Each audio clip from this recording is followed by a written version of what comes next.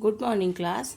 आज हम रिवीजन कर रहे हैं आरोह गद्य खंड में पाठ भारत माता, और इसके लेखक हैं पंडित जवाहरलाल नेहरू। नेहरू जी हमारे प्रथम प्रधानमंत्री रहे।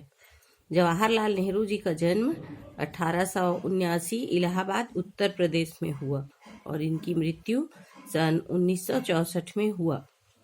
इनके बारे में जो सबसे इनकी महत्वपूर्ण और हमारे लिए एक उपलब्धि के रूप में है भारत की खोज, उसके उपसंहार में कहा गया है, अच्छी संस्कृति को दुनिया के हर कोने से प्रेरणा मिलती है, लेकिन यह अपनी ही धरती पर पैदा होती है और उसकी जड़ें जन मन में समाई रहती है।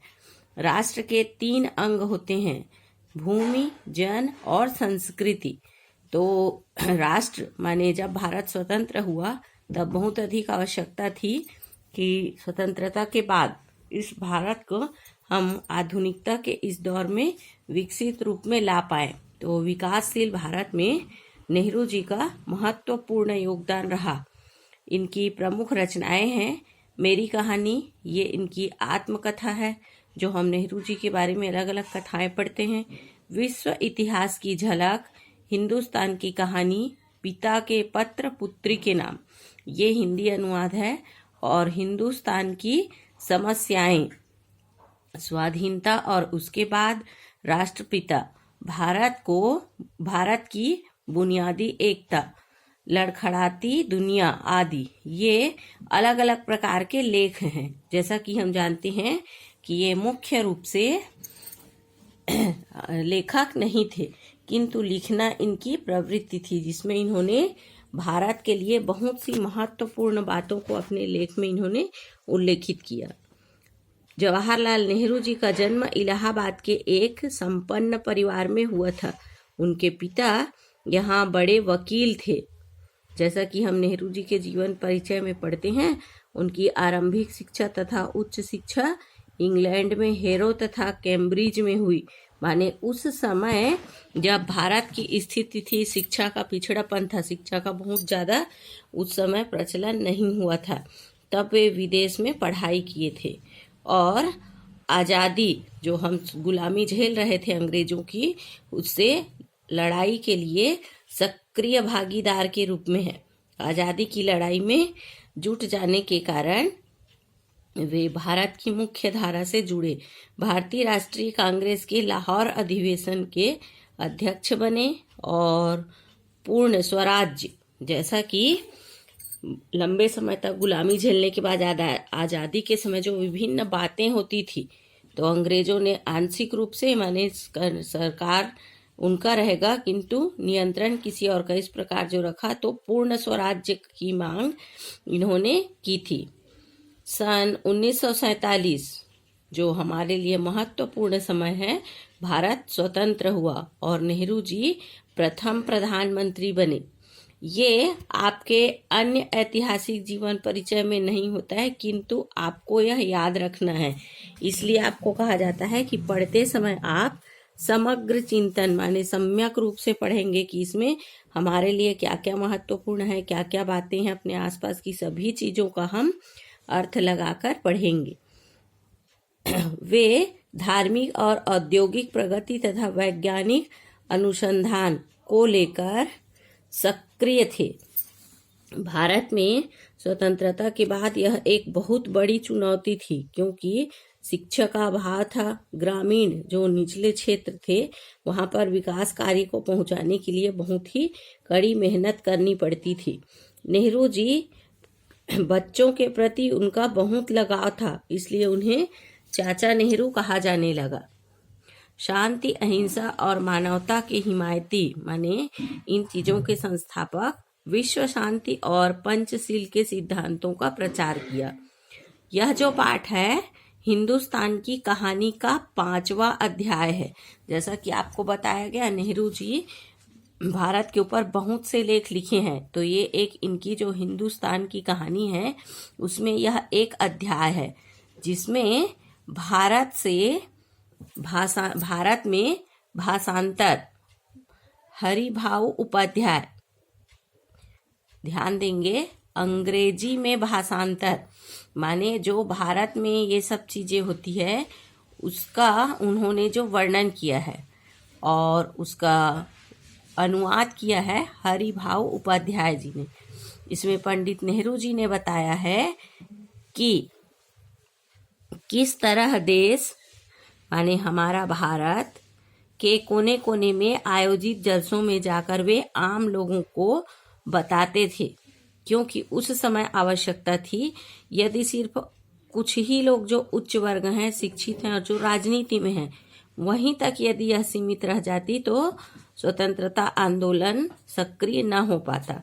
तो हिंदुस्तान के जो निचले स्तर के लोग हैं जो वास्तव में हिंदुस्तानी, जिन्हें इसका लाभ मिलने वाला है, उन्हें इस धारा से जोड़ने के लिए अनेक हिस्सों में बटा हुआ हिंदुस्तान, जो क्योंकि तब राजतंत्र था, जो भी राजा होते थे सीमा यह बांध लेते थे कि हमारे राज्य में ये हो रहा है, तो उनको यह समझाना कि ये हमारा भारत एक देश है, हम इसके नागरिक हैं। भारत माता शब्द पर उन्होंने विचार किया और भारत माता की जय, जब भी आज भी यदि कोई इस प्रकार का आयोजन होता है तो जय बोलते हैं। तो बोलने का अर्थ उन्होंने निचले स्तर पर माने निम्न वर्ग जो हमारे हैं उसको उन्होंने भारत माता का वास्तविक अर्थ समझाया कि करोड़ों करोड़ लोग जो इस भारत माता में हैं उन्हीं की यह जय है। माने भारत विकास के दौर में आगे आए और हमारी सभ्यता आगे बढ़े, इसको उन्होंने भारत और भारत के लोगों के बीच जोड़ा। इसमें अर्थ ग्रहण संबंधी प्रश्नोत्तर में देखेंगे, आपको दिया गया है जैसा कि यहाँ पे दिख रहा है, मैं उत्तर पश्चिम में खैबर के दर्रे से लेकर दूर दक्षिण में कन्याकुमारी तक की अपनी यात्रा, और भारत माता यह कहता कि इस जगह किसान मुझे एक से एक सवाल करते, उनकी तकलीफें एक सी थीं, यानी गरीबों, कर्जदारों, पूंजीपतियों के सिकंजे, जमींदार, महाजन, कड़े लगान और सूद, निशंस, हत्या, जुल्म आदि सभी बातें गुथी हुई थी। माने लगभग किसानों की स्थिति सभी जगह एक समान थी। ये जो पूरा एक पैराग्राफ दिया है आपको, उसमें व्याख्या में जैसा कि हम पढ़ते हैं और उसका अर्थ लगाते हैं, ऐसा अर्थ लगाना है कि एक साथ इस गड्ढे से जुड़े विदेशी सरकार पर हम ने यह बात रखी, छुटकारा भी सभी को हासिल करना था, किससे, इस प्रकार की जो स्थिति थी उससे।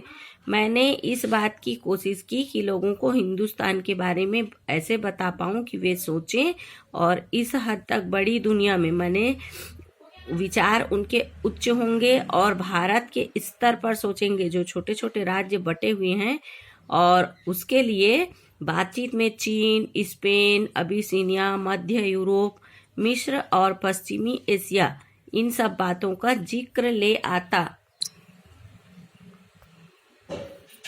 इसमें प्रश्न है, लेखक ने कहाँ कहाँ की यात्रा की, क्यों? अब यहाँ पर आपको बताना है कि लेखक कौन है। भारत के प्रथम प्रधानमंत्री पंडित जवाहरलाल नेहरू जी। खैबर के दर्रे से लेकर दूर दक्षिण के कन्याकुमारी तक सारे देश तक उन्होंने यात्रा की और वहाँ के वर्णन के बारे में स्वतंत्रता में भाग ले रहे लोगों को उस जलसे में बताया। दूसरा प्रश्न है, लेखक किससे छुटकारा पाने की बात कर रहा है? पंडित जवाहरलाल नेहरू जी किससे छुटकारा पाने की बात कर रहे हैं? विदेशी शासन, जो हम अंग्रेजों के गुलाम थे, तो इस अंग्रेजी शासन से छुटकारा पाने, उनके शोषण से छुटकारा पाने की बात कर रहे हैं। और प्रश्न है, लेखक किसानों के दृष्टिकोण में किस प्रकार परिवर्तन लाना चाहता है? किस प्रकार परिवर्तन लाना चाहता है कि अपने क्षेत्र या अपने स्थानीयता से हटकर विस्तृत स्तर पर सोचे, पूरे विश्व से उनको जोड़ना चाहते हैं, अर्थात क्षेत्रीयता की भावना को त्याग कर अपने सोच को विस्तृत करने की सलाह देते हैं।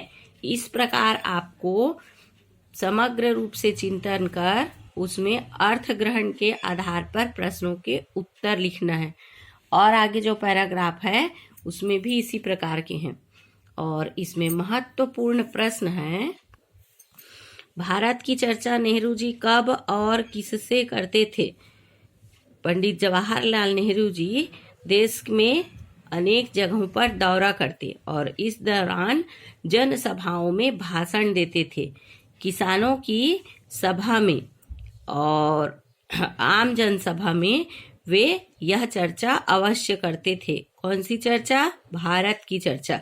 उनका विचार था कि किसानों का दृष्टिकोण सीमित है, माने अपने क्षेत्र तक ही सीमित रह जाते हैं, इसलिए उन्हें भारत के व्यापक अर्थ का ज्ञान कराना चाहते थे कि हम इस भारत के अभिन्न अंग हैं। अपने आप को अपने स्थानीयता से छोड़कर इस भारत से जोड़ना चाहते थे।